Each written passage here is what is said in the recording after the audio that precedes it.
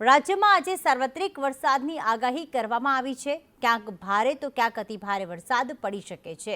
તો રાજ્યમાં upper air cyclonic circulation સક્રિય થયું છે। રાજસ્થાન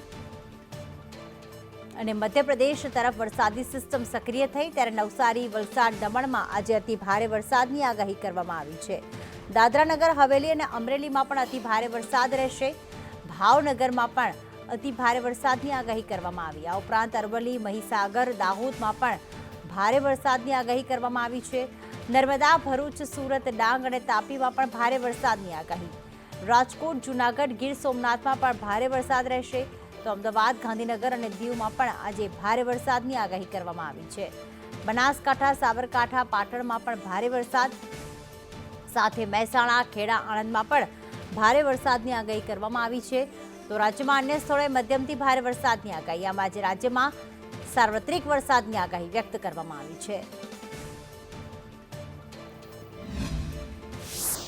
રાજ્યમાં આજે સાર્વત્રિક વરસાદની આગાહી હવામાન વિભાગ દ્વારા કરવામાં આવી છે। જે upper air cyclonic circulation system હતી તે સક્રિય થઈ છે અને સિસ્ટમના કારણે સમગ્ર રાજ્યની અંદર જે ગાજવીજ સાથે વરસાદની આગાહી છે તે વ્યક્ત કરવામાં આવી છે।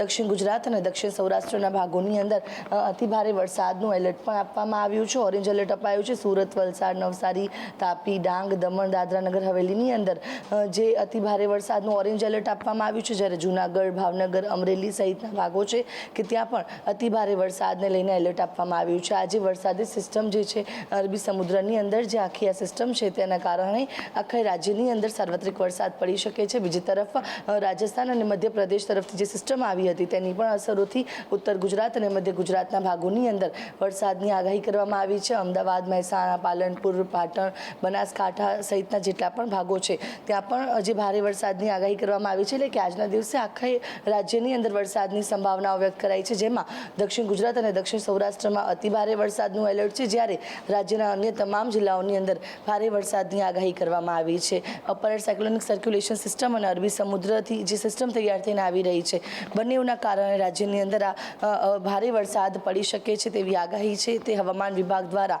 વ્યક્ત કરવામાં આવી છે। કેમેરા પર્સન મનીષ વાણિયા સાથે આયુષ યાજ્ઞિક, સંદેશ ન્યૂઝ, અમદાવાદ।